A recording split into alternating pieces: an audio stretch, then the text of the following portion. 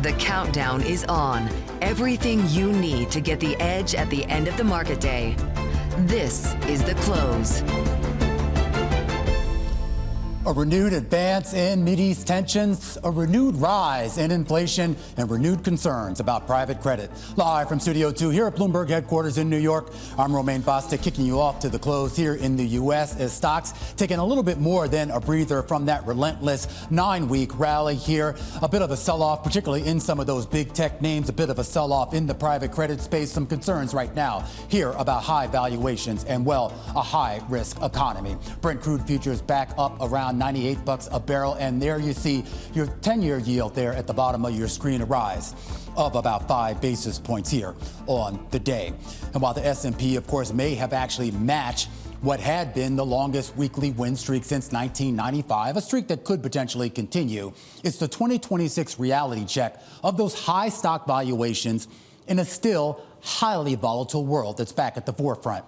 It started 24 hours ago, right here on Bloomberg, when we reported that investors in Cliffwater's flagship private credit fund tried to pull 17% of their shares, more than 3 times the redemption cap. Then, 8 hours later, we learned Partners Group had to fend off withdrawal requests of almost 10% from one of its private equity funds. That distinction matters. I think that there are some idiosyncratic factors for this fund in particular, but indeed, you do see that investors broadly, after having redemption pressure within private credit for a number of quarters, are now starting to redeem other asset classes.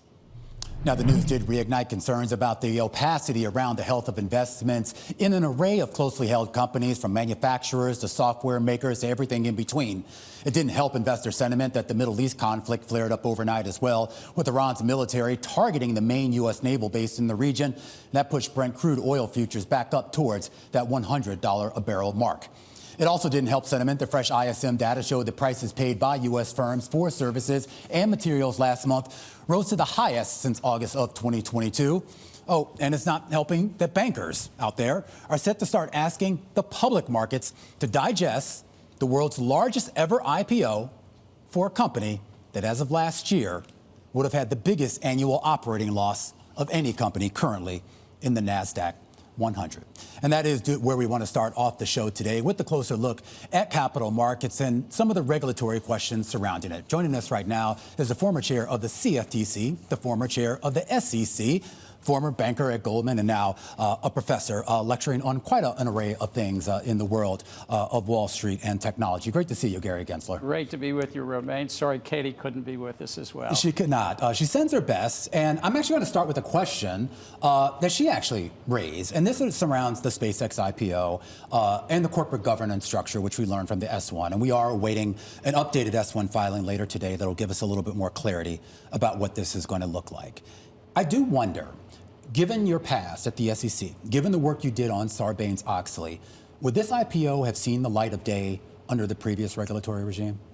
I haven't looked at it with that in mind, but we have a great capital markets in the U.S., and we basically say that we're merit neutral. Whether it's under Democrats or Republicans, it doesn't matter. It's merit neutral as long as there's the full disclosure about the material risk. And there are a lot of material risks when you're trying to offer something to the public at around 100 times revenues. That's not 100 times earnings. Yeah. It's 100 times revenue. Yeah. So it's really about whether there's all the material disclosures, and particularly around the governance, as you said. Well, I mean, in fairness, the disclosures are there. I mean, it's a pretty intertwined ecosystem of Elon Musk's interests and properties. So fair enough to that. But then when you start to go through some of the regulatory sections out there with regards to independent audit committees, independent pay compensation committees, self-dealing, loans, things like that. There do seem to be a lot of issues with regards to what we've seen in that S1 filing and why it's able to get to market without those being addressed. And many companies have had control shareholders take things public, but this is one where it's really even more, one might say, dominated by that control shareholder. And so anybody investing in it has to sort of really take that risk. in mind. Are we reading too much into this one particular IPO? We've had several other IPOs this year that haven't run into these issues. I think it's a remarkable year when we see that SpaceX, Anthropic has apparently now filed, OpenAI wants to tap in, all these, I'll call them mega-IPOs, and yet Google also is tapping the market for $80 billion of fundraising. So we've got now $85 billion. They've actually raised it because of demand. Yeah. There we go. There we go. Look, we are in this AI boom, and the question on investors' mind, is it a bubble? But we're in this AI boom where we're spending, as a nation, $750 billion on AI infrastructure, and that's tripled in just 2 years. And I think that each of these three companies, SpaceX, OpenAI, Anthropic, want to tap into that enthusiasm. And if I were their bankers back at Goldman Sachs, I might say, you know, you want to tap in when the mood is there. But you just talked about private credit earlier, and there's deep valuation questions and concerns in private credit and private equity, in part because if AI is disruptive, it's going to probably destroy some value. And here, these three big companies still have to figure out a revenue model. Yeah, and look, I mean, we've had numerous IPOs over the years in the U.S. where companies have come to market with maybe not a fully articulated long-term business model, and that hasn't stopped them. And some companies that have gone on to great things, I think about Amazon, Meta, a lot of questions surrounded those companies when they came public, and they've proven themselves over time. When you look at the AI boom, or at least the interest in it right now, do you look at the technology itself, just set aside the money for a second, the technology itself as being really transformative of our society, economy, whatever? I'm at MIT. Yes. Simon, and you teach a class on AI and money. I teach a class on AI and money. Simon Johnson and I have this Power and Consequences podcast. We talk about AI like every 4 or 6 episodes because it just, yes, I think it's really transformative. But Romain, if you look at the last 200 years of transformative technologies, you pick your favorite 8 to 10, from canals to this. You usually have a boom period. We spend a lot. We usually peak around 2 to 3% of gross domestic product on the build. We often then have a retreat, sometimes a recession, sometimes big depressions, like that 1870 depressions around railroads. You weren't around. I wasn't around. You weren't around. I've read about it. But you've read also about the internet, and you were reporting when we sort of had that retreat. So it's quite plausible we'll have that reckoning at some point in time.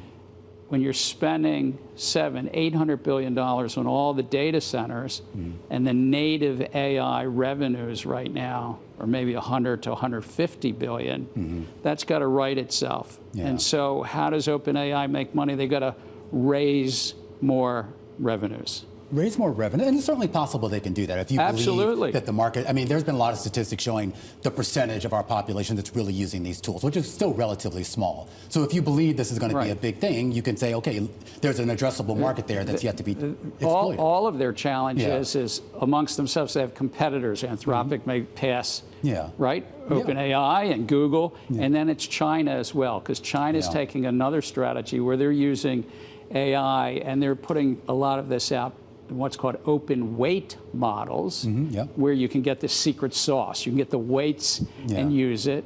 And I think that Chinese want to diffuse that around the globe.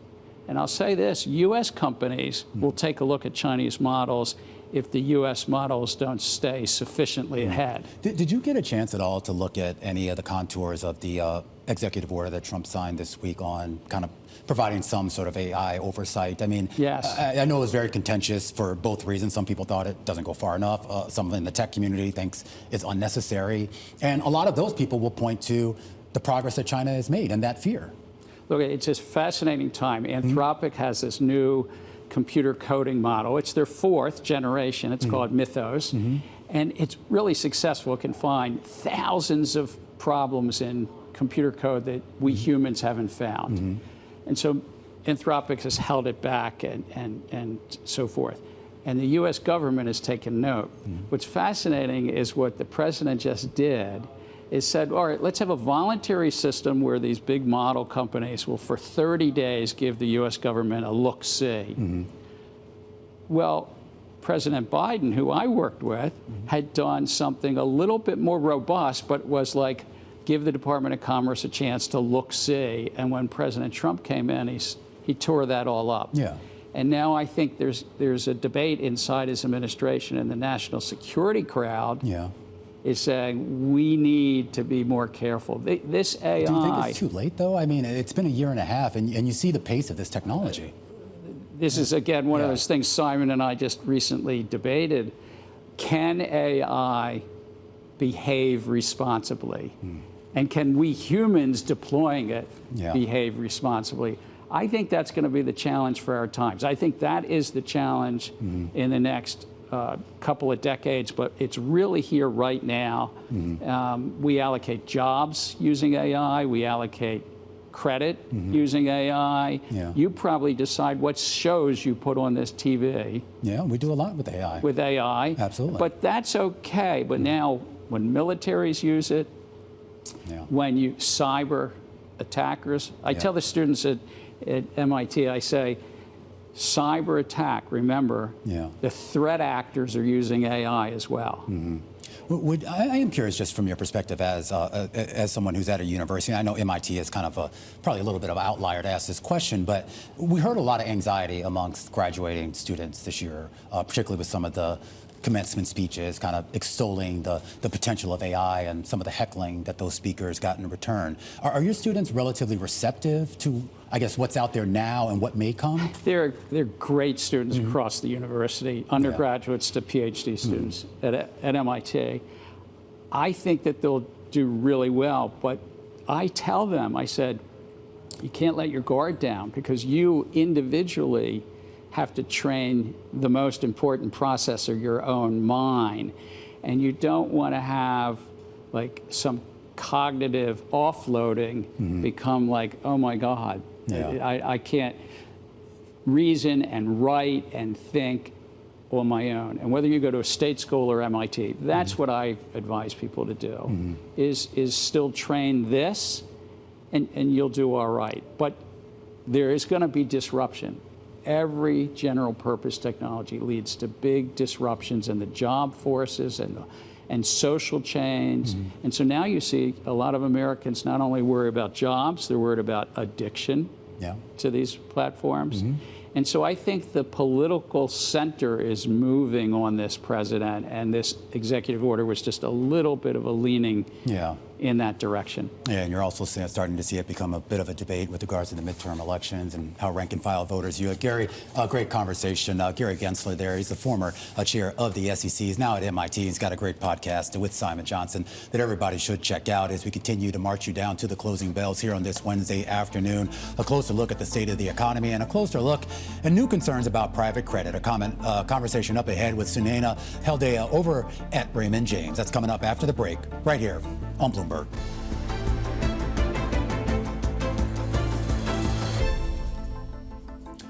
Private credit stocks are back in a redemption request rut. Partners Group capping withdrawals at one of its Evergreen PE funds. This on the heels of a similar move over at Cliffwater's flagship private credit fund. Goldman Sachs CEO David Solomon, he was speaking yesterday at the Economic Club of New York, and here's what he had to say about how he saw market conditions out there. We are definitely in a moment where there's more greed than there is fear, okay? And, you know, that's one of the reasons why people that need this capital are coming to the markets, because the capital's available.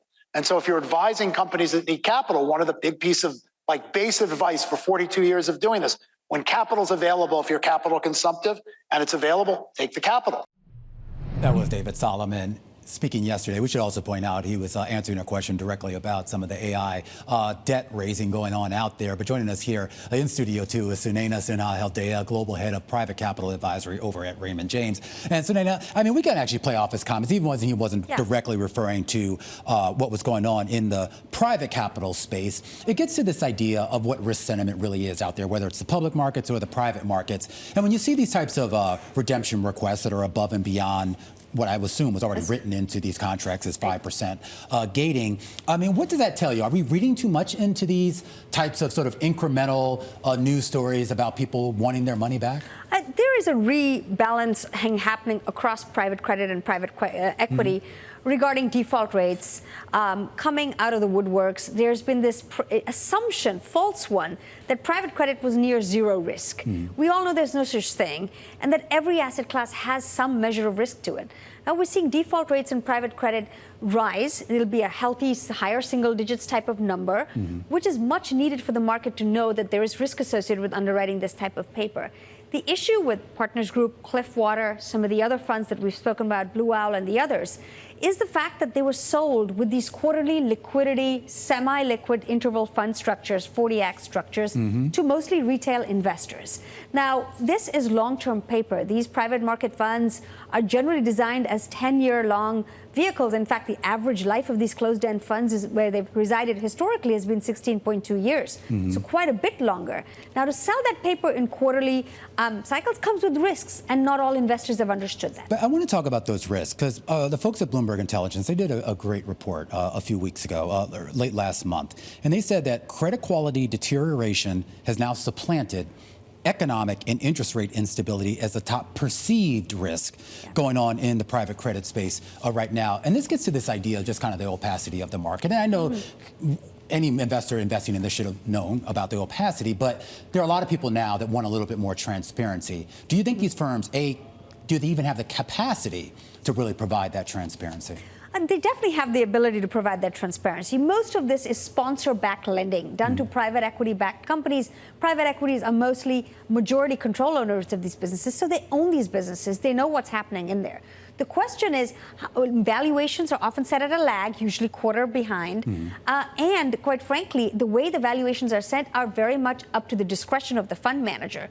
So the question is, what transparency is being provided, and what is the education process to retail investors in particular as to what they're actually buying? That when there are redemptions over 5%, that gates may go up. They will take time for them to redeem capital. In general, I think it's very healthy for retail to be offered private market products. It's an education and a wrapper question that is still TBD in the market.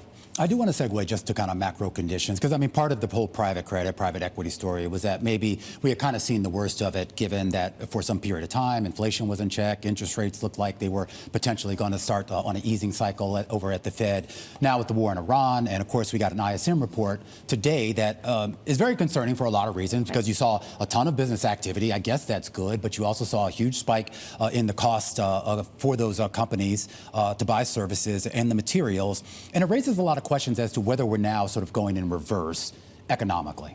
I think that's a very important question. We know that the markets are pricing in the Fed on hold.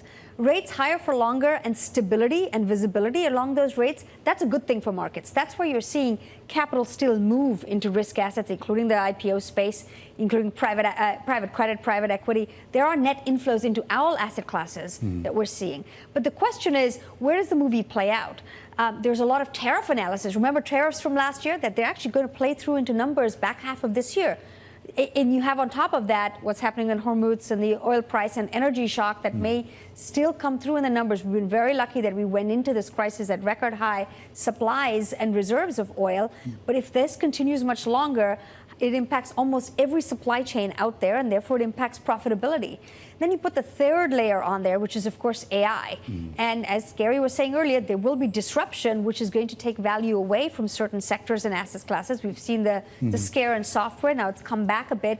But there will be some that will benefit from software efficiencies going straight to the bottom line, but many who are still going to figure out where this lands for them or whether there's existential risk. So too many unknowns. And my biggest fear factor from a policy perspective is if the inflation risk goes up and the Fed has cause to perhaps go the other way and raise again, that's what will stop this party, which is very much a party of capital, if you will, in the markets today. A final question, and I guess on that party of capital, we're about to get, I guess, two big entrants to the party, potentially. SpaceX, maybe as soon as the end of next week. Anthropic, maybe in the next couple of months. And this gets to this idea of whether the public markets can actually start to absorb what are going to be probably the biggest dancers at this party, or what are supposed to be, at least.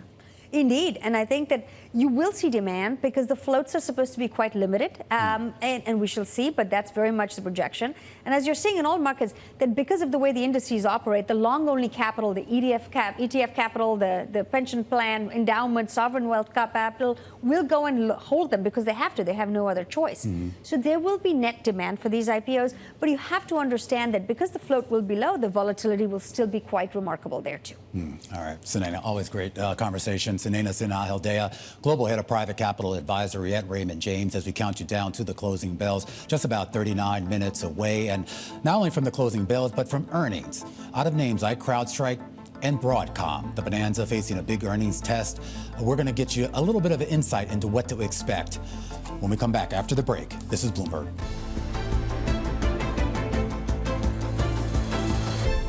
Chipmaker Broadcom set to report earnings after the bell tonight, and the shares have been on fire on a 5-day run right now, up about 15% over that stretch and up almost 60% since the end of March. Carmen Reinecke of Bloomberg News joins us right now to talk a little bit more about what investors should expect. And it looks like they are expecting a lot given how much the shares have run up. Yeah, I think the biggest question is, are investors still excited to buy this stock after it's had this record-breaking rally? So shares are even up a bit today. They're on track to close at yet another record after this rally. I think you said 15% in the last 5 days. That's added $300 billion in value for this market cap, right? It's a huge company. We've seen semis have this incredible rally, and now we're looking for the results. So what actually sparked this rally? Or was it just this idea that finally these kind of more staid chip makers have now found life in the AI space? Yeah, I think it was really a shift in sentiment, kind of going from fears about AI risk and the amount of spending that hyperscalers are putting into this to confirmation that they are going to keep spending. I mean, we've had Alphabet. Even just in this last week, upsize an equity offering to $85 billion. Yeah. That's really huge. It's oversubscribed, and Broadcom is a major beneficiary of that. So, Alphabet makes up about 13% of Broadcom's revenue. So these hyperscalers are spending more than $700 billion in capital expenditures this year. They've said that they will. These companies are the main beneficiaries of it.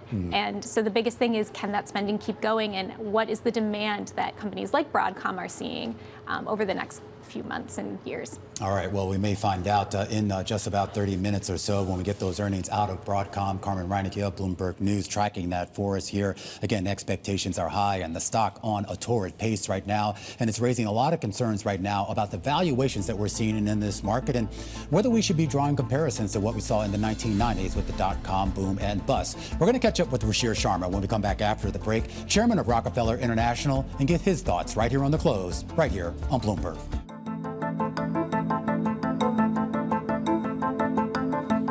3:30 p.m. here in New York. This is the countdown to the close. I'm Romaine Bostick. Katie Greifeld has the day off, and she is missing a significant drawdown, relatively speaking, here in all of the major indices here in the U.S., with the S&P down about 0.6%. The Russell taking it harder than most, down about 1.5%, as we see a slight uptick in oil prices, a slight uptick in Treasury yields, and a slight uptick in implied volatility going forward. A market really trying to sort things out, coming off one of the most phenomenal runs that we've seen in several years. In fact, we talk about 9 straight weeks of gains on an S&P 500, something we haven't actually seen since 1985. Many now drawing comparisons to that era, particularly in the 1990s, this AI-fueled market in the heyday of the dot-com bubble. Our next guest, though, sees the cracks forming in today's market, arguing in a Financial Times op-ed that despite tech's profit power, the earnings story is actually less exceptional than investors realize. Ruchir Sharma joins us now here in Studio 2, chairman of Rockefeller International and founder and chief investment officer of Breakout Capital. Ruchir, great to see you here. Thanks, Wayne. It's funny, over the last couple of years, everybody's been trying to sort of either draw parallels or squash the parallels between what we're seeing now and what we saw during the dot-com boom and bust. The narrative was, during the dot-com boom, these were all unprofitable companies, selling into the market, and eventually investors woke up and, the air got let out of the bubble. You make the case, and it's very easy to verify, that a lot of those names during the dot-com boom were not only profitable, they were growing, had revenue growth that was pretty solid here. We're talking about names, some of that are familiar today, like a Microsoft, like Oracle, Sun Microsystems, and I'm probably forgetting a few others there. But what happened? Cisco, that was the one I was trying to think of. But what happened there? Because when the bubble did pop, it was those names, certainly on a dollar basis, that dragged the whole market down with it. Yes, exactly. So I think that the first point is this, as you said, that in this debate of the comparisons with 99-2000, the popular narrative is that one big difference with them, which I think most people agree with, is to say that, listen, the earnings growth this time is great. And so therefore, in the first quarter, when we got earnings growth of the S&P 500 of 25% or so, everyone said, hey, look at that. We don't need to worry about the tariffs or oil or anything else. Earnings are growing at 25% year over year. That's what we need to focus on. And then the point I make in the op-ed is basically that there are three cracks to this narrative. First, that these earnings in one way or the other are being artificially boosted by the fact that the government's running such a large fiscal deficit. That the fiscal deficit is 6% of GDP. Now, back in 99-2000 or so, there was no fiscal deficit. The government was basically running in balance, one of the very few times in the last few decades where the government has actually run a surplus, right? So there was no government. And so then I show this mathematical equation called the Kalecki-Levy equation to show that this is an accounting identity, which is if the government's running a big deficit, it means that the households and the corporate sector is running a surplus. It's a mirror image, really, of each other.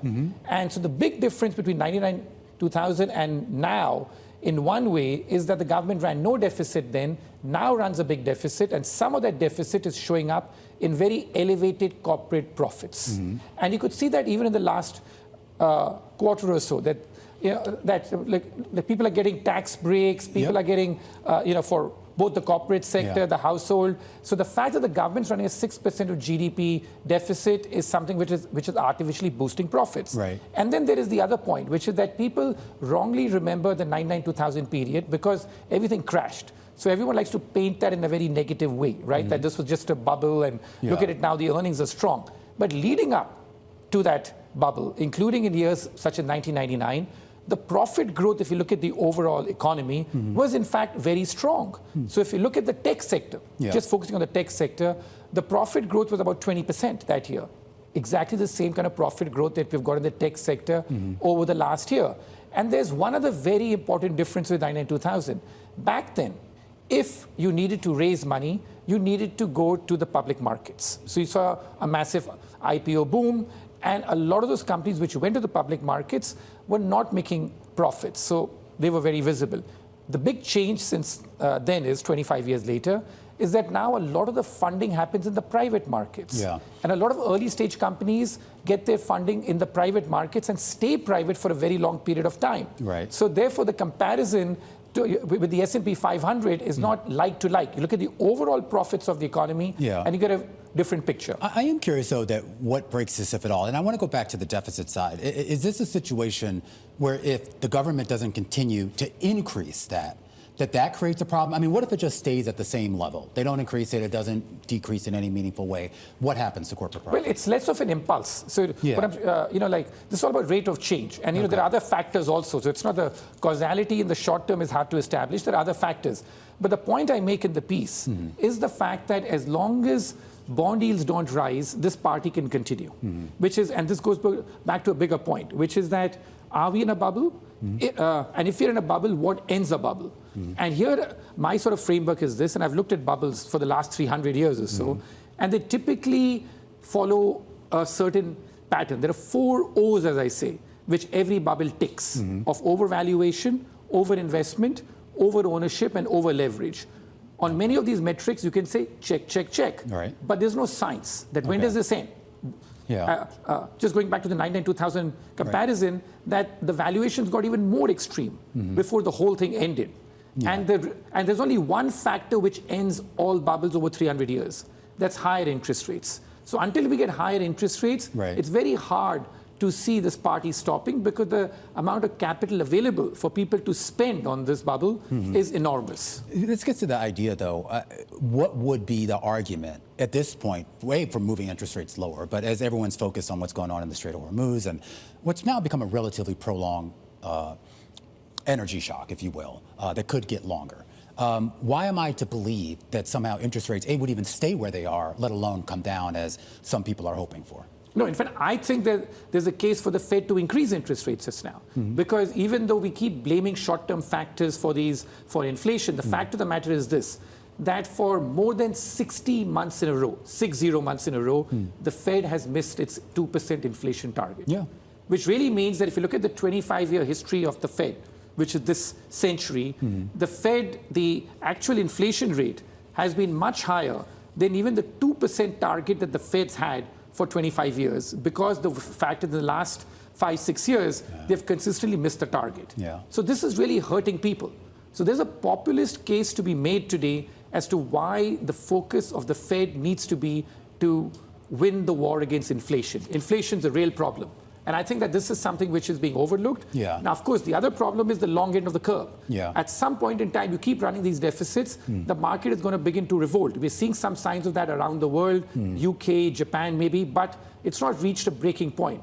But if you keep running these deficits, you ask what will happen if you keep running 6% deficits. At some point in time, obviously, the bond market's going to revolt. So far, we're not seeing that. But I think that the case in the next 12 months is for higher, not lower interest rates. All right, Ruchir, I have to leave it there. Interesting setup, too, particularly given Kevin Warsh just recently being installed and some of the advisors that he's already brought on board. Ruchir Sharma, chairman of Rockefeller International, will continue to count you down to those closing bells. Stick with us. This is Bloomberg.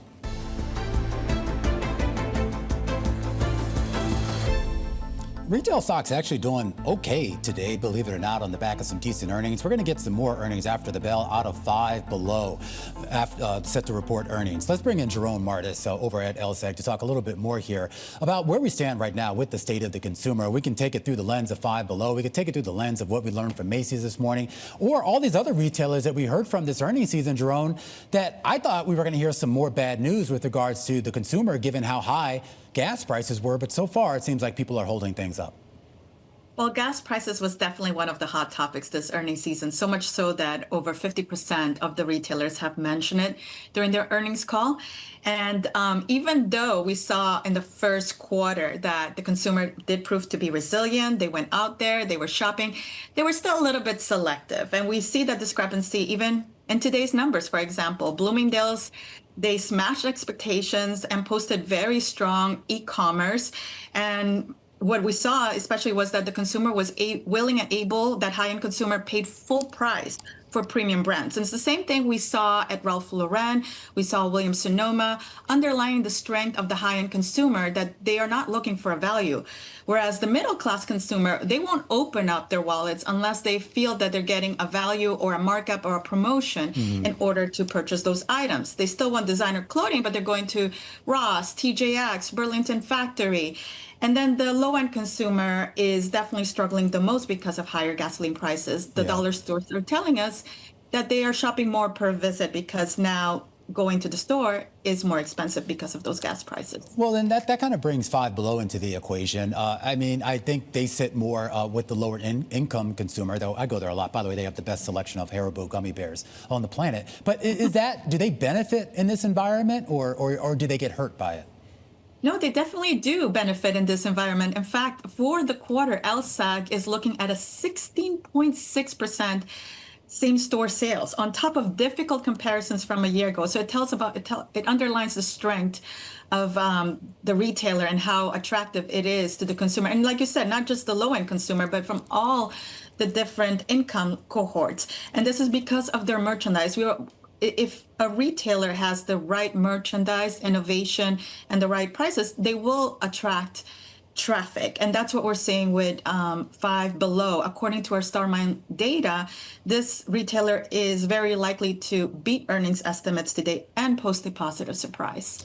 I guess my question then becomes, as we get deeper into the year, there's been, if you talk to economists, they'll say a lot of the real effects of what we've seen with the rise in oil and gas prices over the last 3 months, that really has not completely sort of fed through into the economy. Are you worried about the type of numbers that we might see in the back half of this year?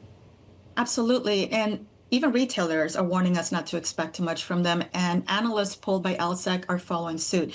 So at the beginning of this year, back in January, estimates for the second quarter were about an 8% estimated earnings growth rate.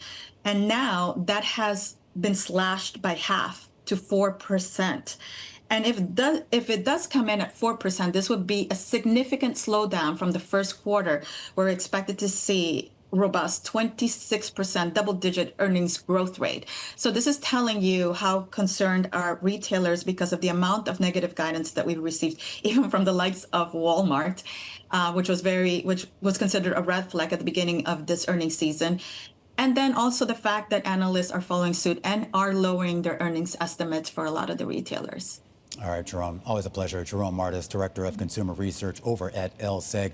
Five Below shares up about 1% here and up about 20% over the past few months here. That is going to be one of the big earnings we get. Don't forget, we're going to get CrowdStrike as well as Broadcom after the bell as well. Rounding out an interesting situation for investors and rounding out the earnings season, we're going to catch up with Scott Chronert. He's U.S. equity strategist over at Citigroup. We're going to get his thoughts into, well, whether we see another big leg up in this bull market. This is Bloomberg.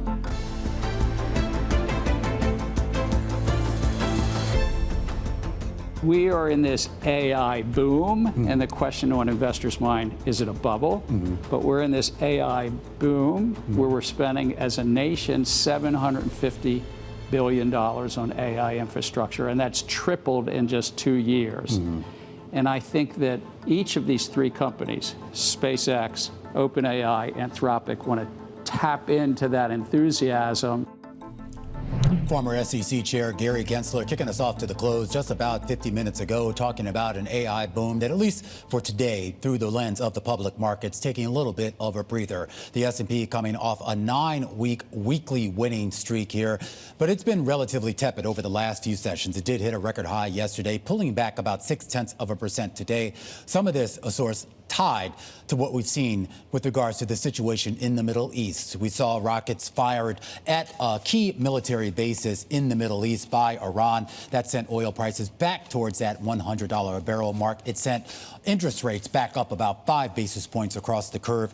It sent the VIX and other measures of volatility higher as well. Of course, this comes against a backdrop where, with earnings season starting to wind down, there is a lot more focus right now on the macro picture. Don't forget, we get a big monthly jobs report later this week on Friday. We want to sort of look, though, as to whether this is just a breather, a little bit of a reset, and maybe, well, the potential for this bull market to resume the trajectory that it had been on for the past few weeks. Scott Chronert joins us right now. He's U.S. equity strategist over at Citigroup. He's been relatively bullish on this market, and a big part of the reason why you've been bullish and while everyone has been bullish is, quite frankly, earnings. That's what drive this market, and they have been good, in some cases phenomenal, Scott. But I do wonder if you have any sort of concerns about that being sustained into the next 2-3 quarters and beyond. Yeah, so I think, Romaine, as you look at the next 2 or 3 quarters, sort of into the balance of the year, we're not overly concerned. What's happened here is you've seen consensus clearly move higher. We started the year with a 320 estimate for S&P earnings. That was pretty optimistic at the time. We're at 340 on consensus right now. But what's happened here is that you've had this really impressive strength in the Q1 reporting period where, yes, semis have kicked in. You've now begun to see other areas within hardware kick in. And this is in addition to other companies that are attached to the AI playbook. You're just getting going on a lot of this earnings momentum outside of the semiconductor space. And so it's pretty atypical to see a one and done, 1 quarter reporting period and done circumstance. So we think the setup is for pretty decent earnings momentum as we go into the back half of the year. That ultimately, we think, is what's going to be a driver of the equity market returns into the end of the year. I do want to kind of talk about the more high-end bull case, 8,300 or so, I believe, was your sort of, your pie in the sky target there. We're at 7,600 on the S&P 500, so certainly within reach. But it seemed like that your rationale behind that had to do with the idea of productivity gains really starting to show up with the adoption of AI and some of these other technology parts of that flywheel there. Do you think we can still get there? I mean, even with some of these fits and starts, I know nothing's ever in a straight line, but do you think we can still get there? Yeah, I think anything's possible. The enthusiasm around this playbook is pretty clear. I think what I would point to, though, is that 8,300 target, that bull case, was really a valuation discussion, much more so than a fundamental discussion. We've surpassed the earnings expectations that we thought we would get in that case. And so it's really, how long do you want to pay for this AI influence. Now, your point is spot on, though, right? So we see in the S&P index data right now a very clear improving quality trend. ROIC, ROE, it's all showing up courtesy of these mega cap growth names that are playing to AI specifically. Longer term, the transition here is going to ultimately be away from that cohort of stocks to the broader S&P 500 and probably equity markets in aggregate, if not the broader economy, in terms of AI driving a more sustainable productivity play that shows up in more traditional return metrics. That's still out there, but that's a multi-year process. Right now, there's no mistaking the fact that you're looking at improving productivity trends for the index, but that's a function of these mega cap growth companies attached to the AI play. Well, I'm curious just about this idea of kind of AI, the AI trade evolving, and for that matter, just AI itself evolving. And it was 2 weeks ago today, I believe, when NVIDIA reported their earnings. And one of the big takeaways from that was the commentary that Jensen Huang had about edge computing and physical AI, the idea that this isn't just about the chips and the hyperscalers and data centers anymore. It's about robotics and personal computers. And we've seen, of course, his appearance at the Computex show in Taiwan over the last couple of days, where he really seems to be really trying to promote that. Do you think we've reached that, where we are starting to see the broadening and evolution of that trade? Yeah, I think we're just getting going on that, to be quite honest. If you go back to the earlier comments from Mr. Gensler on boom versus bubble, we've been advocating since late last year that we're in a boom mode, not a bubble mode. What's the difference? The boom is that everything attached to AI is exploding, if you will. You're beginning to see this perpetuate in many more areas of the economy, the markets, and so forth. Bubble is sort of a flash in the pan, one shot, and you're done. We may ultimately get to bubble, but right now what you're talking about is that it's the ongoing extension of where the AI capabilities can take many companies and then many new product platforms and so forth. That's still evolving here. But the question is, at what point do you actually pay for that in the markets? That's a different discussion than what's driving the semiconductor hardware component of the AI picks and shovels playbook right now. When you see like Alphabet kind of take advantage of, let's just face it, what at this point is relatively low cost to capital, whether it's in the debt markets or with the equity offerings that they're happening, do you think we're going to see more of these companies really sort of try to get in that door? Is there like a window that you look at, particularly when it comes to interest rates and the cost of capital, that you think some of these companies should probably take advantage of now? Well, I think it depends on what you've got. I can't comment on that one specifically, but what I would say more generally is that I think the market will take this where it perceives a good use of the incremental capital, right? And so we know that longer term, a lot of what has to unfold here is that we justify the investment being made in all forms of AI-related connectivity, productivity, and so forth. So I think the door's open, but there is going to be this ongoing dynamic of, okay, great, what's the use of proceeds, and is it something that we think will lend itself to that longer-term growth trajectory, perhaps perpetuating? Scott, always a pleasure. Scott Chronert, U.S. equity strategist over at Citigroup, counting us down to the closing bells here in New York, which are just about 2.5 minutes away, with the majority of the stocks in the S&P 500 on the back foot once again, down about 0.6% as a group. Some big drags today from names like NVIDIA, Microsoft, Apple, basically all of your highest weightings. So you are getting a big bump up, believe it or not, from Meta Platforms up about 4%, AMD up 4%. And keep an eye, of course, on Broadcom. They report earnings after the bell. Full coverage starts right now. The Closing Bell, Bloomberg's comprehensive cross-platform coverage of the U.S. market close, starts right now. And right now we are 2 minutes away from the end of the trading day. Romaine Bostick here, taking you through to that closing bell. It's a global simulcast. Tim Stenovic is off. Carol Massar is off. Katie Greifeld is off. We're the only ones working. Welcome, Alexis Christoforous, Carol and Isabel Lee here. It's just us three here as we count you down to those closing bells. Welcome to our audiences across all of our Bloomberg platforms, television, radio, our partnership with YouTube. Alexis, Isabel, it's great to see you, and I really thank you for filling in for Tim and Carol today. I guess just kicking their feet up today on what is a pretty volatile day in U.S. markets. It is. Well, we figured we'd keep you a little company, Romaine. Didn't want to leave you out there in the cold all by your lonesome.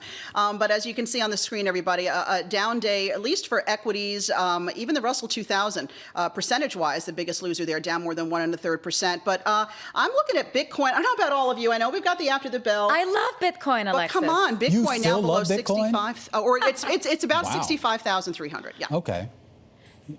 Yeah. I mean, Bitcoin, it's still an important risk sentiment, so it's important to look at that. But I'm just looking at how markets have spent much of the year expecting inflation to cool, but, inflation has still remained stubbornly elevated. So are investors finally going to accept that rates may stay higher for longer? I mean, I don't know.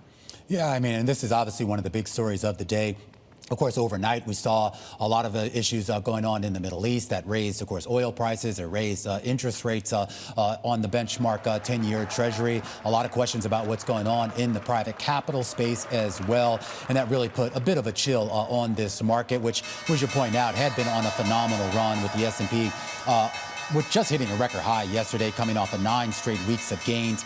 We should point out we do get some earnings after the bell that maybe potentially could change risk sentiment, though the weightings, of course, might not change the trajectory, and that includes a big earnings report out of Broadcom as well as CrowdStrike. The Dow Jones Industrial Average losing about 600 points on the day, down about 1.2%. The S&P down 55 or 0.7%. The Nasdaq down about 0.9% on the day, and the Russell 2000, Alexis and Isabel, down about 38 points or 1.3% on the day. And we've also got some of our winners and gainers today. I was actually taking a look at Ulta because that stock actually took a hit today. It was down about 5%. Reported first quarter results that beat the street, but shares fell. Some are saying that investors are focused on the modest increase to the company's full year earnings guidance. So again, I think an example of a company where the bar was so high, it just couldn't jump over that hurdle because for all intents and purposes, Ulta's report was pretty solid, Isabel. It really makes you think consumer sentiment is near historic lows, but stock market is at record high. So how do you reconcile those two very different stories? I mean, we're also seeing delinquencies across credit cards, auto loans, and mortgages. And at what point does it become a broader market concern than maybe just a financial household story? All right, let's take before we get to some of the gainers and decliners here, let's take a look at the IMAP, giving you a sense here of the individual sectors in the S&P 500 here on this Wednesday afternoon here. You did see a bump up in the energy index. That is the big bulk of the green there as a group, up about 1.5%, largely because of that bump up in oil prices. You saw also in the green, consumer staples, also in the green, healthcare, also in the green, materials. Of course, not the type of sectors you want to see a bit of a defensive complexion with tech, the big red section of that circle there, down about 1.5%. Okay, so even if I'm seeing red on the screen, there are still some bright spots. I want to talk about the gainers. Maybe let's first discuss Medtronic, ticker MDT. Shares ended the day higher by 5%. This is a medical devices maker.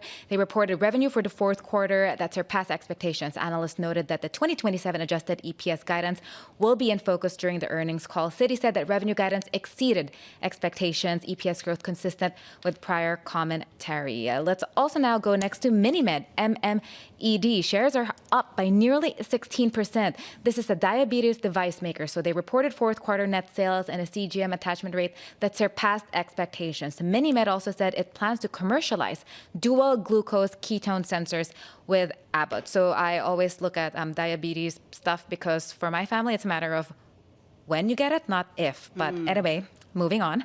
Last is Navitas and VTS. Shares are up by nearly 20%. This is a semiconductor manufacturer, so lots of good news for this company. It has 2 buys, 5 holds, and 1 sell.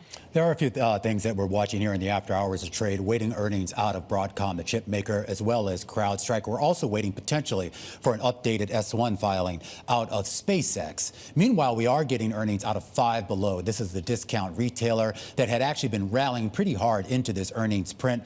The company is saying that in its fiscal first quarter, comp sales were up. A phenomenal comp sales were up by 23%. The street was looking for 18%. Net sales $1.29 billion. The street looking for $1.22 billion on average. Adjusted EPS also beating at $2.22 a share. But here's your guidance going forward. The company saying is look for comp sales on the full year basis of 6% to 8%. The low end of that range is basically on the nose of what the street was expecting. Net sales of $5.4 billion to $5.48 billion, which is a little bit wider than what they had previously guided for here, and adjusted EPS of $8.65 to $9.05 a share. So basically what you're looking at is a beat and raise quarter. But remember, this is a stock that had rallied pretty hard into the earnings print here. So you see those shares down about 8%. We'll dive a little bit deeper to see whether there's something else going on underneath the surface there, Alexis. All right, I'm going to stick with the theme of down right now and give you some decliners on the day. I spoke about Ulta just a couple moments ago. Want to shine a light on Global Payments. That stock in regular trading was down more than 8.33%. So some are saying that the stock's decline due to some street commentary suggesting second quarter estimates might need to be revised downward, but some analysts say those worries are overblown. Mizuho Securities sees the sell-off in Global Payments as overdone. They're recommending investors use it as an opportunity to buy on weakness. The analysts there saying there's no reason to believe 2Q guidance should be changing. They point to the fact that Global Payments CFO affirmed the outlook just a couple of weeks ago. And also, let's take a quick look at Palo Alto Networks as we wait for Broadcom's earnings to hit here after the bell. Palo Alto down more than 5.5% in regular trading, despite the cybersecurity software maker delivering strong quarterly results the prior evening. This next day move may seem a bit odd, given that the company did exceed expectations. All right, we've got Viva out with earnings. Let's see what Romaine's got for us. All right, well, let's actually go to CrowdStrike here, the cybersecurity company where expectations are high after those earnings out of Palo Alto Networks yesterday. The company, I'm going to actually start with the forecast here because this does appear to be moving the stock. The company says expect revenue for the full year of $5.9 to $5.96 billion. That's a slight nudge up from its previous guidance of $5.87 to $5.93. So not a whole lot of movement there. Similar story with regards to its adjusted EPS number, $4.88 to $4.96. The previous guidance was $4.78 to $4.90 here. For the most recent quarter, they did beat, but only by about 3 cents a share on the bottom line for EPS in its most recent fiscal quarter. And on the revenue side, a slight beat there, $1.39 billion. The street was looking for $1.36 billion there. So maybe not enough juice there to accommodate the run-up that we had seen in those shares, down about 7% here in the after-hours trade. Maybe, and also it could be that Palo Alto sank today because it is up 50% year to date. So maybe some investors taking a little money off the table. All right, coming up next, we're going to be joined by our Bloomberg TV team, and that's going to do it for this cross-platform look at the markets. And we're going to go back to our regular programming on radio with Bloomberg Business Week Daily. And our coverage continues here on Bloomberg Television as we await those results out of Broadcom. Don't go anywhere. This is Bloomberg. Oh, I'm sorry. Actually, we are awaiting those earnings out of Broadcom, but we just want to go out right now where Tyler Kendall is sitting down right now with the CEO of Exelon, one of the nation's leading energy providers. Tyler, take it away. Thanks so much, Romaine. As you mentioned, I'm pleased to say I'm joined now by Calvin Butler, the CEO and president of Exelon. Calvin, thanks so much for joining us here on Bloomberg Television. Today, we are talking a lot about the demand for electricity in regards to the AI build-out, and a lot of the questions have to do with energy consumption and generation, but you are focused on the transmission, the distribution side. Are we underestimating the challenge that our grids are seeing to actually transport this power? Absolutely. And first off, Tyler, thank you for having me. To your point, we are responsible for the infrastructure, protecting the grid and getting it ready to meet all this new demand. And even if half of the demand growth that we're speculating on comes to it, we have to put significant dollars back into the grid. So yes, it's real. Whether it's being underestimated, I'm not certain, but I do know it's real, and we have to continue to make investments moving forward. Part of the conversation about more demand are concerns about what that means for everyday ratepayers and consumers. Last month, one of your subsidiaries that serves Philadelphia actually withdrew a rate hike proposal after pressure from the Pennsylvania Governor Josh Shapiro. I'm wondering how you're thinking about affordability in today's political climate, where you do have lawmakers that have put companies like yours front and center of the discussion. They have. And we think about affordability every day. And we also think about maintaining a grid that is reliable, resilient, and sustainable. And It can't be an either or. We have to approach it. And what we have said with Governor Shapiro and what we've said with the mayor is that we're in this together. Let's figure out solutions moving forward. And our step was a step to say, we hear you, and we're going to work with you to come to common solutions. Because this is what we do know. It's unacceptable for lights to go off. It's unacceptable for us not to have a resilient grid. And that partnership with them is long-term, and we're committed to that. Part of what we hear from the hyperscalers and from some other utility companies is that big tech will pay their fair share, and that means that they are going to generate their own power. I'm curious what you think of this model and whether or not that poses a threat or an opportunity to a company that is structured like Exelon that is so focused on transmission and distribution. It's definitely an opportunity. And I had a great conversation with Ruth Porat today, where we talked about Google, and we talked about, when done right, adding large load customers can be beneficial to everyone. But please note what I said, it has to be done right.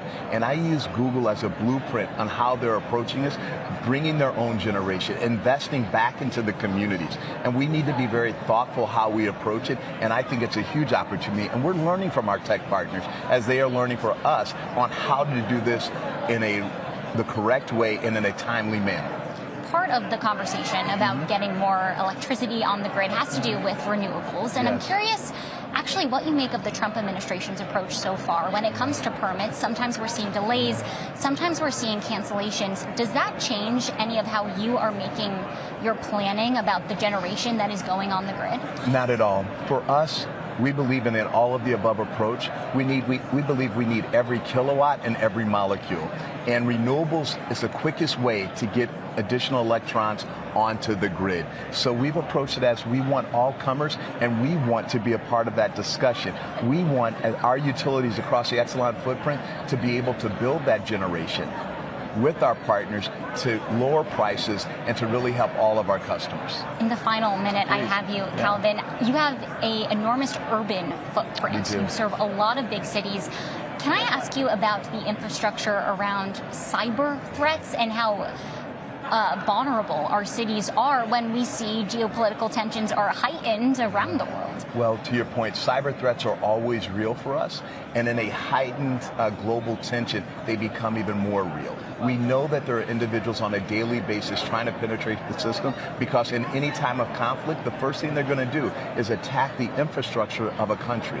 And we are on tune with both physical and cyber attacks potentially every day. Not to alarm you because that's our job, but we have to be diligent every day. We cannot take our foot off the pedal at all. A daily occurrence. All right, Calvin Butler, the president and CEO of Exelon, thanks so much for joining us here on Bloomberg. Romain, I will send it back to you in New York. I'm here on the sidelines of the Edison Electric Institute's conference here in Las Vegas. Yeah, and obviously a very timely topic here as AI pretty much dominates the conversation everywhere. And of course, you can't have all this AI built out, of course, without the energy support behind it. We are still awaiting those earnings out of Broadcom. This is, of course, a stock that has been on a tear, up about 60% since the end of March, primarily because of the optimism right now about the continued spend going on in the AI space. Whether it's Alphabet, whether it's other hyperscalers, the money continues to be flowing, and a lot of people think it's going to flow to this company specifically. Gil Luria joins us right now. He's head of technology research over at D.A. Davidson. And as we await the earnings, Gil, I am curious as to what to expect here. Is this really just a story of keep an eye on where all of this hyperscaler money is going and see whether it ends up trickling down to the income statement and balance sheet of Broadcom? That's exactly right. I mean, Broadcom is one of the big winners, right? That capital going from the hyperscalers of the great data center build out is going to NVIDIA. It's going to Broadcom. It's going to AMD. It's going to Micron. And those companies have reported very strong results. I'll throw Dell in there. And that's what's going to be challenging for Broadcom today is that the hurdle has been set high. It's not really a matter of them exceeding our consensus estimates. It's a matter of them giving us enough fuel to keep the party going because their peers have just reported fantastic results over the last few weeks. Give me a sense of kind of what the evolution has been right now when it comes to chips. Because, I mean, last year, I mean, really only a few months ago, it was basically, you know, it was Blackwell or bust, right? I mean, that was the narrative. And now we're starting to see the nuances in this, that you need more than just those powerful GPUs to do this job. There's a whole ecosystem of chips out there. What exactly is it that Broadcom's making that people need? That's right. So first and foremost, Broadcom is the NVIDIA alternative. If you're Google or Amazon, and to some extent Microsoft and Meta, and increasingly OpenAI and Anthropic, if you want to make your own chip, especially for the purposes of inference, of serving the AI models, Broadcom is the top destination. You could also go to Marvell or MediaTek, but Broadcom has the biggest business in making those custom chips, those ASIC chips. So as you diversify from NVIDIA, you're diversifying to the chips that you design, and that's usually done in conjunction with Broadcom. So the more the data centers spend, the less you want to be dependent just on NVIDIA, the more you go to Broadcom. You also have the option of going to AMD. They make their own GPU, and they're going to have a big ramp this year. But that's all because the demand is so big that it's beyond NVIDIA, it's beyond Broadcom, it's beyond AMD. And now we also have this huge ramp in demand for CPUs, huge ramp in demand for memory, and for other components like optical components. And all of these have become bottlenecks in growth. GPUs are actually relatively straightforward to order, but memory is in short supply. CPUs are in short supply. Some advanced assembly is in short supply, in addition to energy, which is the conversation you just had. So all these bottlenecks are increasing prices, and the winners are the companies that are selling this equipment. Hold that thought for 1 second. Gil Luria over at D.A. Davidson. Broadcom earnings now crossing the wire here on the Bloomberg terminal. Adjusted EPS in the quarter, this is their fiscal second quarter, $2.44 a share, a modest beat over the average of street estimates of $2.39. Net revenue, a slight beat, $22.2 billion. For the third quarter, the company says look for revenue of about $29.4 billion. That's slightly above the average of street estimates for $28.6 billion. We're going to try to get you some deeper numbers here on this, but overall, a beat and raise quarter, a modest one to be sure. The shares are down about 7% in the after hours trade, but let's not forget this is a stock that had rallied about 57% just over the last 2 months heading into this print. Infrastructure software revenue at $7.18 billion in the most recent quarter. Semiconductor solutions revenue, the number most people really want to care about, $15 billion, relatively even. EBITDA, $15.24 billion, and the R&D expense going up. The company says that its revenue for semiconductors in the second quarter from AI, $10.8 billion, and that was up 143% year over year. Gil Luria is still with us, Managing Director and Head of Technology Research over at D.A. Davidson. And I also want to point out with that 143% jump, it also says that that was above their forecast, and it was driven by increasing demand for AI accelerators and AI networking. When you think about the job that Hock Tan has ahead of him, and it's an enviable job given the demand environment, how does he manage it, Gil? And more importantly, how does he manage Wall Street expectations? Yeah, the second part's the hard part, because this is as we feared. That is a beat and raise, and the results are spectacular. Again, 143% growth in a pretty decent-sized business in AI. But the beat isn't as impressive as those other chip companies have reported over the last few weeks. So managing expectations is tough, but I would give Hock Tan a lot of credit. Give him the hour of conference call, and he'll get us excited about what the company is doing. I'm not too worried about that. And again, this company has a big role in the growth of AI. It's just expectations were well beyond what consensus estimates were. And so a small beat just wasn't enough to keep the stock where it's at. And again, it's trading at a premium to NVIDIA. NVIDIA is trading in the low 20s on next 12 months earnings. Broadcom's trading in the 30s on next 12 months earnings. So in order to justify the higher valuation, they needed to do more than this small beat. But I would expect them to have some good demand-oriented conversation in the conference call about what they expect for the balance of the year and next year to get investors excited beyond that small beat. I am curious just also about this idea of partnerships, and maybe you could talk a little bit about that, because we've seen, particularly with some of the earnings we've seen out of other companies in this ecosystem, a lot of the investor enthusiasm isn't just always just about, okay, the revenue growth. And we should just point out, just to be clear, for a company this size to post, just let me make sure I get this right, basically we're talking what? 60, 70% revenue growth. But they also want to make sure that the partnerships is there, the support is there, and the certain circular effect that I know some people criticize, but has also been a big beneficiary, a big benefit to this upswing also remains there. Is it there for Broadcom? Yes. All these companies are in a form of what we refer to as co-opetition. They're competing against each other, but they're cooperating with each other. So Broadcom works with Google as well as their competitor Meta. They work with OpenAI as well as their competitor Anthropic. Anthropic famously works with Google as well as Amazon, and OpenAI works with Microsoft. All these companies are investing a lot at once, and Broadcom is, again, has a very important role. It's not the primary role. The primary role goes through ASML, TSMC, and NVIDIA, but Broadcom has a very important role, and it's because of those partnerships. Especially their relationship with Google is critically important. They just renewed a deal with them through 2031 to continue helping Google with the TPUs. As we know, a big reason Google has been so successful in the last 6 to 9 months is that they have their own infrastructure, their own chips. They can deliver inference very efficiently, and that's Broadcom. Broadcom is helping them do that. So Broadcom has an important role, and it will continue to be important. The bigger question for Broadcom is the ramp with OpenAI and Anthropic. Again, those two IPOs are going to happen. They'll raise capital, and part of that capital is going to go on chips that Broadcom is going to help them make. All right, Gil, got to leave it there. I'll let you get to it here. Of course, winning that conference call at the top of the hour. Gil Luria, Managing Director and Head of Technology Research over at D.A. Davidson. Broadcom basically posting about 50% revenue growth, 50% profit growth, and guiding even higher that on a growth basis for the rest of the year. Now, there is a lot of talk about AI-driven debt loads. That's a closely watched metric in this new chapter for tech. So let's continue that conversation with Robert Cohen. He's Director of Global Developed Credit over at DoubleLine. Great to see you again. Good to see the last time we talked, we were on your turf. Welcome to New York.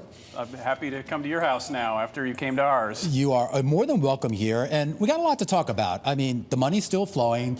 People are still raising money, doing it at relatively favorable costs, not only in the debt markets, but as we saw with Alphabet, you can even tap into the equity markets and get rewarded, relatively speaking, as well. Are you concerned about any of all this? Because when I look at these companies borrowing, I say, okay, they look relatively healthy on paper, at least from, to my judgment. Does it look healthy to you? It looks healthy so far. Yeah, absolutely. The high quality companies remain high quality. The balance sheets are still strong. They're still generating cash flow. The concern is over time, as the market plays out and these deals do well, you get more and more build out and you end up going too far. It's probably more pronounced in below investment grade. So far, I think the quality has been good. The investor base has been quite conservative, so those transactions have good structure. They're supported by strong tenants, the large hyperscalers. And so those I expect to perform well. They've been performing well so far. The worry is that, as you know, there's so much more issuance coming. We're talking trillions of dollars on top of what's already been invested so far. And the worry is, all of that money will take things a little too far. There are some people that would make the argument that when you look at liquidity across markets, whether it's in debt markets or in equity markets, there is a lot of cash out there. The idea that it can't absorb this, whether you're talking about a public IPO like SpaceX or whether you're talking about whatever the next mega debt sale will be out of one of these hyperscalers. You see that? That the market can't absorb it, basically. I think for now the market's going to be absorb it quite well. I don't think 2026 is the problem. The demand is there, particularly if we talk about credit for a moment, that there's been a undersupply of credit for many years, really since the pandemic. So in a way, AI is filling the void that was created by the lack of issuance over the last 5 years. So I think that's fine.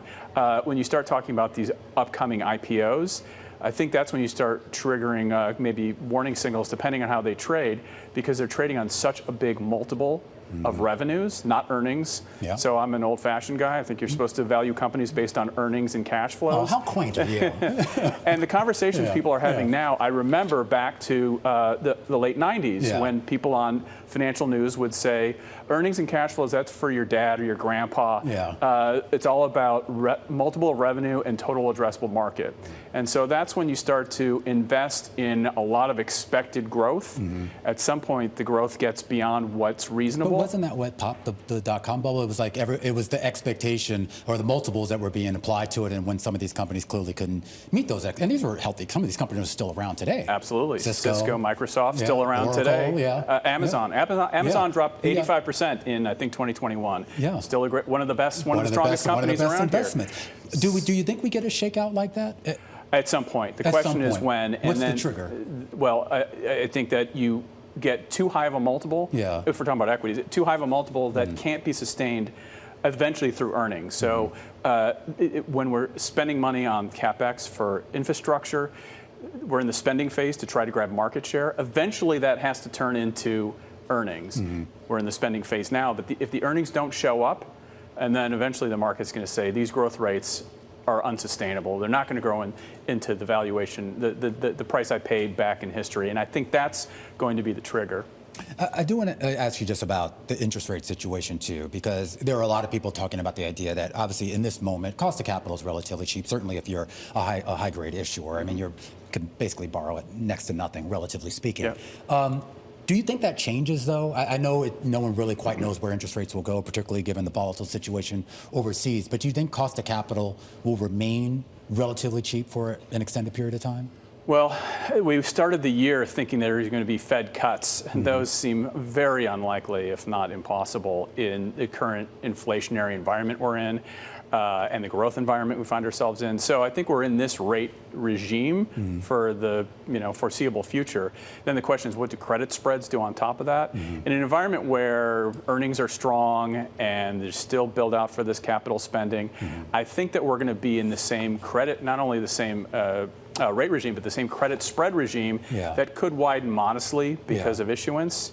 But I don't think the market's going to flood so much issuance that it causes spreads to come unglued. I am curious. So we were speaking with Ruchir Sharma a little bit earlier, and he brought up something, and it was something that Jeff Gundlach, your boss, had brought up when we saw you in LA a few weeks ago, was the idea of the deficit and how the deficit spending has actually been a ballast to a certain extent for corporate earnings and a lot of the valuation increases that we've seen. And, no one knows when that sort of runs its course, but we had Ray Dalio at a conference today. I mean, he's been banging the drum forever, but, one day he might be right. Do you worry about that maybe the tailwind that we've gotten from government spending could actually end up being maybe potentially the rug pull? Well, it's the sugar high. So we are the reason earnings are so strong. The economy is in such good shape, partly because of deficit spending and partly because of trillions of dollars of spending from AI that's turning into earnings. Something like a third of earnings in the first quarter came from a markup of other income from hyperscaler ownership of AI models. At some point, that could run out, and that could be a catalyst for some sort of accident. But I think that's what's driving the market so far. But just final question. This really just has to do drawing on your decades of experience, though. Do you have any real significant material worries and I mean that in the context of a real sort of bust? I mean, I know there could be some correction of some kind, some sort of pullback, but do people even need to really be thinking about the potential for anything catastrophic, systemic? I don't think now, but I think the concern is that good times. Wall Street never stops in moderation. Good times generate more transactions that generates more transactions. So while I don't see really any real significant issues today, I just think that we're going to keep going until the excesses build. And so I don't know if it's 2028, 2029, when it happens. It seems inevitable given the history of technology booms and Wall Street behavior. All right, Rob, always a great conversation. Great to have you here. Good to have Robert Cohen there, Director of Global Developed Credit over at DoubleLine. All right, when we come back, we're going to take a break from the discussion about AI and debt, and we're going to talk retail. We're going to talk Macy's, and we're going to talk about a big turnaround that has really started to take legs. The CEO of Macy's, Tony Spring, he's going to be joining us in just a second on the heels of a blockbuster earnings report earlier this morning. That's coming up next, right here on Bloomberg.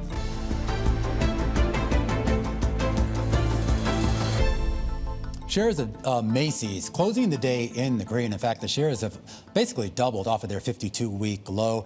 This after the company put together a string of comp sales growth that is finally starting to wake up a lot of investors. Better than expected results this morning, suggesting that consumers, at least for right now, are unfazed by rising prices. I'm pleased to say that the CEO of Macy's Inc. joins us right now, Tony Spring, here in Studio 2. Tony, great to see you here. Great to see you. 3% comp sales growth. Bloomingdale's, your old job, which you used to run there, phenomenal 10% comp sales growth. And the turnaround that you've been trying to execute for the Macy's brand seems to be really taking hold. 1.5% growth there. And I think if you just take the stores that you've remodeled, you're over 2% there. Correct. This is now, what, 4 straight quarters of this? This is 4 straight quarters of growth, 5 quarters of beating our guidance, 10.2% growth you mentioned at Bloomingdale's, 2.4% growth at the reimagined stores. We feel like we are on the curve of beginning to transform the Macy's Inc. portfolio company. The conversation was a bit different even a year ago. I mean, people were writing your obituary, the Macy's obituary. They were writing the department store obituary. Is this turnaround just about a better experience in the stores, or is it about something different that we're not really picking up on? Well, I never bought into the extinction of department stores. I think it's bad stores don't have a place in the retail ecosystem. Sometimes they can survive longer than they should. Great stores people love. People love Harrods, they love Selfridges, they love their department stores. We're a department store. We do a really good job. When we do, we get credit from the consumer. When we don't get credit from the consumer. So I really just took it internally and challenged our team to say, let's satisfy the customer. Let's put people back in the stores. Let's update the product mix. Let's do a little storytelling on the visuals. How about some help in the fitting room where the customer's craving support once she's taken her clothes off and is looking to figure out what size is going to work for her. So customers seem to be a little bit more excited about what's going on. I am curious about the brands, the vendors, the things you sell there. Are they also excited? I mean, are you seeing more interest from brands that maybe had left the Macy's ecosystem in the past and maybe are knocking back on your door? Yeah, we've talked about new brands coming in, Donna Karan Weekend, Rothy is new to both Macy's and Bloomingdale's, the addition of Ted Baker and Theory and Reese. Bloomingdale's certainly big luxury expansion. So I think the brands we're looking to see, are you ready to take care of the business? Will you be accretive to my brand positioning? Will you help me to reach customers I can't reach without your support? And I think the team has done a good job of explaining that. Macy's 38 million active customers. That is not easy to buy in the media market. So how do we make sure that we're presenting our brand in the right way so that we're capturing new customers, that maybe we're the first time that they're learning about our brand, and that we're proud of the level of business we do? I am curious. One of the big criticisms of your bold new chapter, your turnaround plan, is that you're basically shrinking. The idea that you're leaning too heavily on Bloomingdale's, which is obviously a success story. And there are a lot of people that want to know, is this sort of a big structural shift for you with regards to what Macy's Inc. overall is going to be? Is it going to be weighted more towards luxury and Bloomingdale's, or is it going to be the complete sort of ecosystem, Macy's, Bloomingdale's, and Blue Mercury? Well, it's a 3-part strategy from the very beginning. The first chapter of Bold New Chapter was strengthen and reimagine Macy's. And while we had to close some stores, we still have a few more stores to close, the primary focus was reimagining stores. I think when you and I talked the last time, I said a strategy is not a strategy if it's just about closing underproductive stores or monetizing assets. The strategy is making it better for the consumers. So we put more people in the stores, we added more inventory, we brought in new brands, we made the website more inspirational. But the second part of the chapter is to grow Bloomingdale's, because why wouldn't we? We own Bloomingdale's. It's a great brand and has so much potential, organic potential, physical potential, digital potential. And then the third piece of the strategy was to make sure that we were operating efficiently and effectively and serving the customer. So I'm proud of the fact that the supply chain team, we're in stock better, we're flowing inventory to the customer faster, we're having less issues with the consumer. That's why our net promoter scores, how we measure customer service, are going up. Bloomingdale's growth, there are some people that said, certainly in the most recent quarters, has benefited partly from, let's just say, the relative absence of Saks Global, Neiman Marcus, Bergdorf, Saks. They're in bankruptcy proceedings. They are expected to come out sometime this year. And I've spoken with their CEO, and he's got some pretty ambitious plans for what he thinks Saks can be. Does that potential increase in competition worry you with regards to Bloomingdale's trajectory? No, I'm focused on Bloomingdale's. I'm focused on Olivier and his team. You don't go into Saks? Oh, I certainly shop the competition, but I'm focused on what we do. You know, I learned a long time ago, if you depend on other people failing for you to succeed, you're not going to get very far. Our focus is on delivering a great experience for the Bloomingdale's customer. You and I could go over and walk 59th Street across the street from this great building and see new brands, great people, great visuals, inspiring marketing, 40 carats yogurt. There's so much interest within the Bloomingdale's brand. Does competitive missteps help Bloomingdale's? Of course. But if Bloomingdale's wasn't running effectively, wasn't healthy, and this strategy started a number of years ago as we added new brands, as we declared our right and reason for being at our 150th anniversary in 2022, we said, we can do better. Yeah, also just as a personal note, they had a Sun Life pop up there, by the way. You need to get that back. It was only temporary. In all seriousness, I do want to ask you about just the consumer overall. I mean, it's one thing to say, okay, your business is doing great. There are certain things you control. You don't necessarily control the economy. Gas prices are significantly higher than where they were 3 months ago. Most economists don't think they're coming down anytime soon. You already had a consumer, as you have characterized in the past, as being kind of a K-shaped or even E-shaped economy here. Do you see the state of the U.S. consumer improving anytime soon? I think the consumer is going to continue to buy rewards and things that they can enjoy, find a way to escape. We talk about retail escapism or retail therapy. And the gas prices being higher is not helpful to the business. There's no question. But it's not an excuse to not do business. Every single day, we are doing business at Macy's and Bloomingdale's and Bluemercury. How much business? How do we take business from the competition? How do we inspire you to find things? So if we have a new brand in sunglasses, if we have a new Hoka sneaker, if we have a new pair of Page denim jeans, there's a reason for you to buy. And by the way, we're actually accessible luxury. We are in categories that, for the most part, our core customer can buy multiple times without putting a dent in their wallet. Just a reminder for our Bloomberg audiences on television and radio, speaking right now with Tony Spring, the CEO of Macy's, Inc. And with regards to that, though, Tony, are you able going to hold price? Because part of the success of Macy's isn't just the comp sales growth, but it's also been on the bottom line as well. To avoid having to heavily discount if we are indeed seeing economic pressures out there. Well, I think it's our job to manage the bottom line. You know, it starts with first the top line, delivering a right experience for the consumer. If we have the right brands, if we don't overbuy the inventory, we're going to be fine on the bottom line. Last year, we had to navigate the uncertainty of tariffs. What country we were going to make products in, how we're going to adjust orders, how much of the cost was going to be shared by the vendors versus shared by Macy's versus shared by the customer. This year, we can be focused on taking care of the customer. This year, we can be focused on what are going to be the impacts of some of the macro and geopolitical issues. But you bring up tariffs. I mean, I thought the tariff thing was behind us, and then yesterday we had news here on Bloomberg that the Trump administration is kind of re-upping a lot of those tariffs. But it's not last year's tariffs. And I don't like tariffs in general as a policy, but we accept what happens.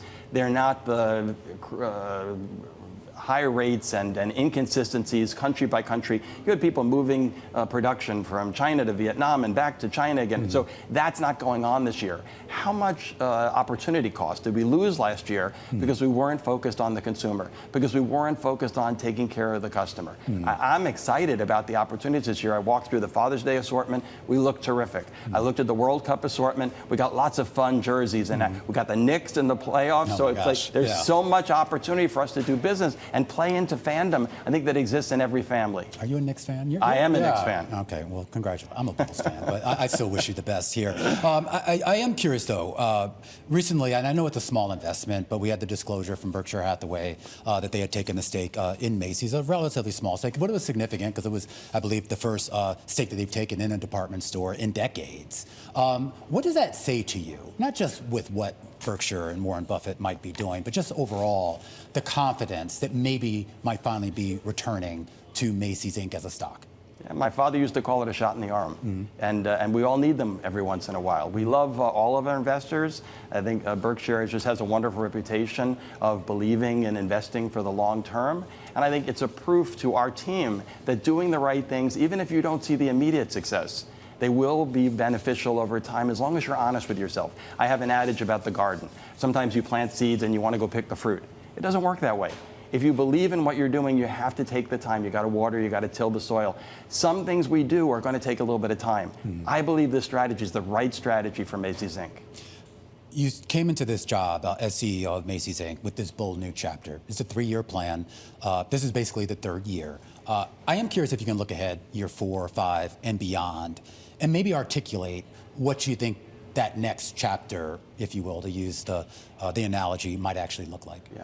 I think it's going to include more brands. It's going to include more reimagined stores for Macy's. It's going to include new ways of incorporating AI into powering a bold new chapter so that we're able to be ahead of the consumer and be able to deliver more of what he or she are looking for. I think it's going to be that continued expansion of Bloomingdale's, because with only 14 of the top 50 DMAs in the country, there is plenty of expansion potential for Bloomingdale's. And it's going to be making sure that we continue to stay focused on the customer. Because sometimes when you get distracted by a problem, an opportunity outside of the business, you stop taking care of the people that make the everyday business happen, which is the consumer.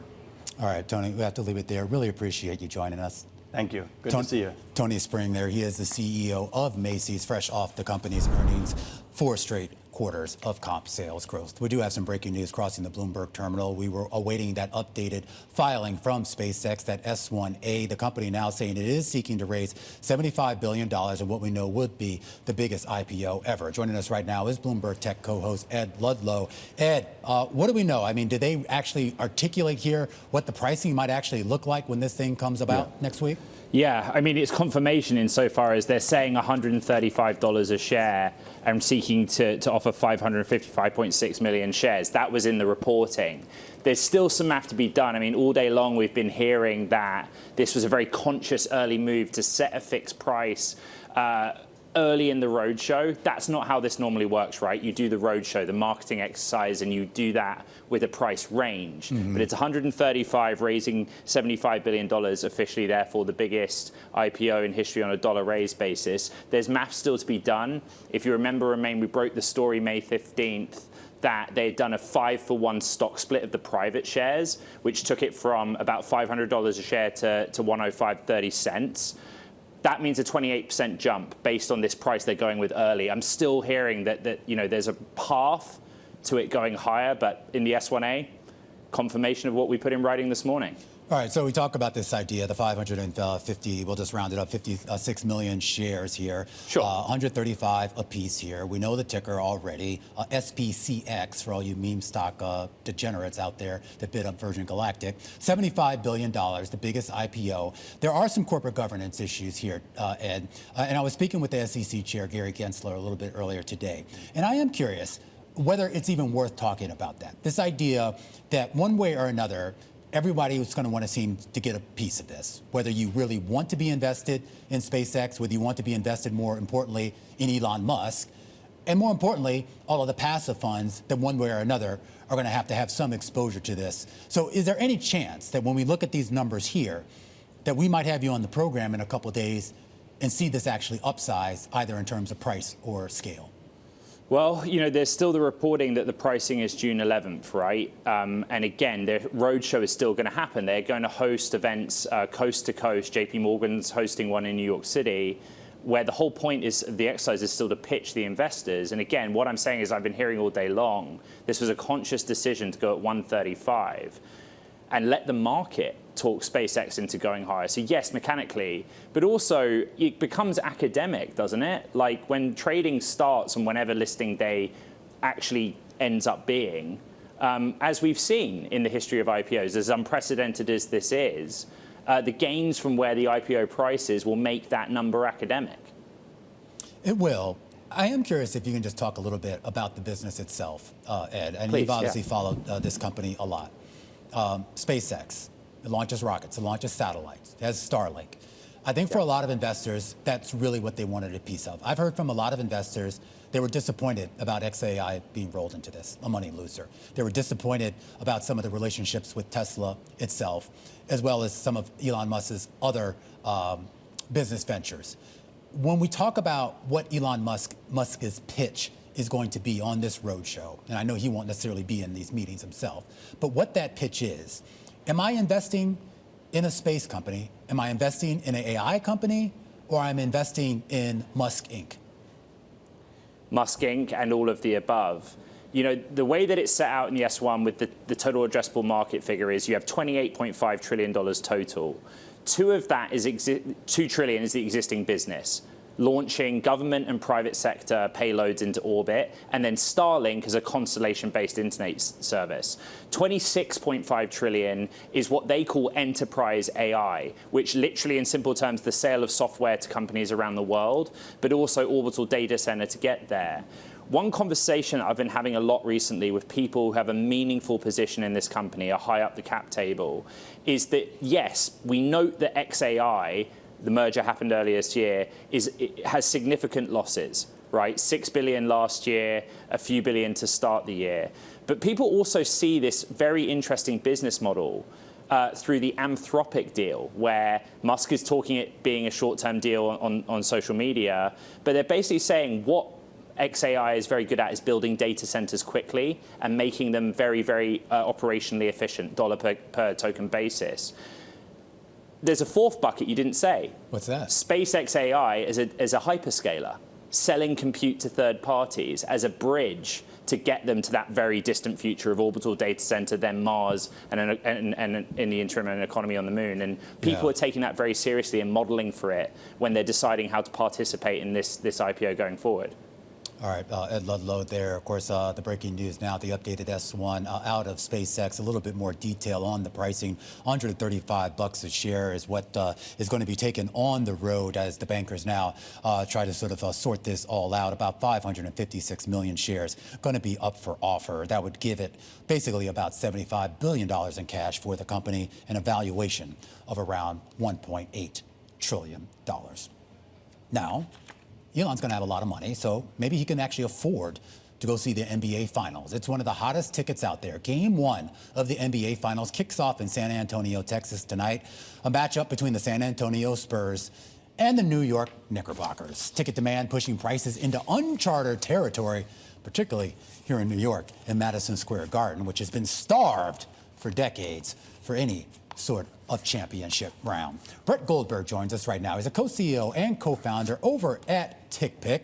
Brett, great to have you back on the program. I think the last time we spoke was around the Super Bowl. I just for, giggles, went to your website and said, okay, maybe I can get lucky and find something that I can afford. No luck. Talk to us kind of about the market right now. And I'm always curious about these big events like this, because you obviously have the diehard fans who will probably pay anything they can to make sure they're in their stadium. And you have other people, season ticket holders, are like, you know what, maybe I'll, make a few bucks and just, offload my tickets in the secondary market. What are you seeing out there? Well, thanks for having me on the show. I've been personally tracking this myself. So, a couple series ago, we were seeing $2,000 get-ins for the finals. And now, as you guys have all alluded, they're looking like $4,000 to get into the building. So I think if you're a season ticket holder and you could pay $1,500 for face value and make a profit of $2,500, it's probably a hard decision. I think when you think about it, there's probably 2,000 or 3,000 tickets that maybe are going to sell on a marketplace like TickPick or some of our competitors. So even though these prices are astronomical and Super Bowl worthy, it's not every seat in the building. So there are a lot of season ticket holders that are buying them at face value. One thing I've noticed, and I have a close friend who's a diehard fan, and he's kind of been doing the arbitrage, and you see this from time to time that, if you can't afford to get into the Garden, maybe you can go down to San Antonio and get in there. And at least based on what I'm seeing in the data, it is a pretty significant discount, I guess, factoring in the airfare and the hotel, if you're a Knicks fan, to just go down there and take your chances amongst the horde of Spurs fans that will be surrounding you. 100%. We've seen Knicks fans traveling incredibly well all playoffs. And I believe the numbers, you're looking at over 20% in the tri-state area of people who have bought on TickPick that are buying for the away games. And I think if the Knicks continue to do well, like a Game 7, you'll probably see 50% of those purchases coming from the tri-state area.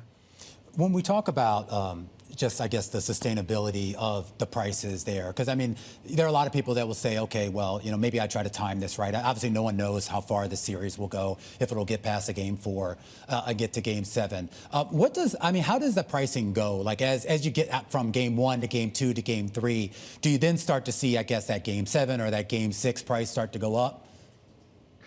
MSG and Knicks tickets are one of these anomalies where a lot of events you can typically wait and prices will come down. It's one of the few events that I've found throughout the season over the years. Sometimes if you wait until day of, the demand is so strong that the supply ultimately kind of goes away and prices will go up. So I think if the Knicks continue to, if they win, I don't see prices letting up if they continue to play the way they've been playing. Obviously, if they don't play so well, you'll probably see a softening, but I think there's a pretty healthy demand right now. And as high as these prices are, you think about the economics in the New York area. You think about it, there's over 1 million people that are, have $1 million. It's probably over about 100,000 people in the tri-state area that have over $10 million. So I think with the wealth around the tri-state area, we'll keep these prices in this place as long as the Knicks continue to win. Yeah, I'm also curious. Yeah, and that's a good point too. I mean, we talk about obviously this being obviously a very relatively wealthy metropolitan area. Obviously, the biggest media market out there, and that's going to skew things a lot more than when you had maybe Oklahoma facing off against Golden. Well, maybe Golden State's not the best example, but you get my point. Is it kind of a benefit to the platforms when you have these more big market teams there? I'm a Knicks fan, and then yes, you typically root for your New York teams, your LA teams. The fan bases are larger, and with those, you end up typically having higher average order values. So as a marketplace, we pride ourselves on being the low-cost provider, so we are making the lowest margin of any of our competitors, but a higher AOV is certainly best for TickPick. All right, Brett. Really appreciate you joining us, and congratulations, I guess, in advance. Maybe even if they don't get far, it's certainly been phenomenal. I'm not a Knicks fan, I'm a Bulls fan, but the energy in this city has just been absolutely electric over the past few weeks. Brett Goldberg there, the co-CEO and co-founder over at TickPick. We'll be back in a moment. This is Bloomberg. As we wrap up our coverage here on The Close on this Wednesday afternoon, we look ahead to what is going to be a major week next week. SpaceX, which had filed to go public as soon as next week, has now updated that filing with some more details. It looks like they are going to try to price their shares at around $135 here, raising about $75 billion and giving the company a market valuation out of the gate at about $1.77 trillion. The way this works is, as soon as tomorrow, the bankers go out on the road, the so-called roadshow, basically now to gauge investor interest, and let's be clear, there's not much to gauge. We know there's interest there. At some point next week, most likely on June 11th, we will get the formal pricing, basically what investors have agreed to pay, and then on June 12th, those shares will start to trade in the public market. This will be the biggest IPO in history, and it will have major market implications. And we will, of course, have full coverage of that on the day it happens, and of course, on every day probably leading up to it. In the meantime, over the next 24 hours, keep your eyes on names like Lululemon, Planet Labs, and Rubrik. They report earnings tomorrow. You get challenger job cuts, you get initial jobless claims, and you get a big annual general meeting from Netflix, where co-founder Reed Hastings is set to formally step down from the board of the company that he founded. Thank you for joining us here on The Close. We'll be back tomorrow, right here on Bloomberg.